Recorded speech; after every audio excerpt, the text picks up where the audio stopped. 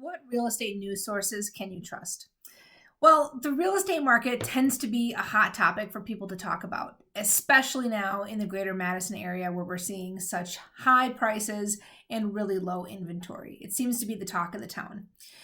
But it can be challenging to know and to understand of the many articles out there, of the many sources of data that you can read, which is the most accurate and which is going to be the most helpful for you in your specific situation. There's so many news sources that share things on such a small scale, or even on too big of a scale on that macroeconomic level.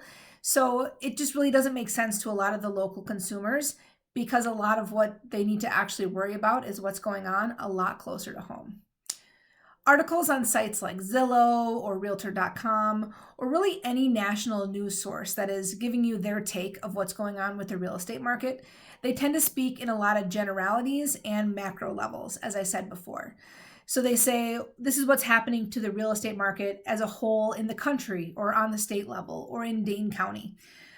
Similarly, if you follow investing blogs like Bigger Pockets, you're only going to get one perspective, which is that of the investor or the landlord. And they're also commonly looking at larger scale and only considering whatever specific formulas they use to determine profitability or valuation of a certain property. And honestly, there's hundreds of formulas that different investors use to determine if a property is going to make them money or not, depending on ultimately what their goals are, short or long term. The one basic rule that everybody needs to remember with real estate is location, location, location, and I'm sure you've heard it before. The location is the single most important thing that factors into a property's valuation, and also determines the demand and the price appreciation year over year. To get an idea about how the market is going to impact you as a seller or buyer, you really need a microeconomic look at the specific neighborhood or town that the property that you're interested in or the one that you're looking to sell is located in. Not what's going on as the average of what's going on in the county, the state, or on the country's level.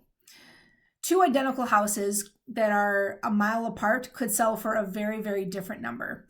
And again, that's based on the location and the nearby amenities.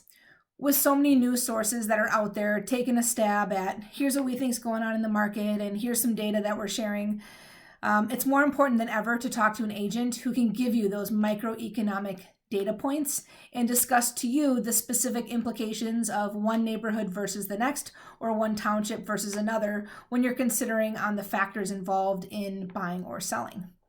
An agent will always work as your fiduciary as well when they're going to look out for your best interest and basically putting those in line with your real estate goals. That is always better than trusting any generic news source that you see online to keep in the loop about the market.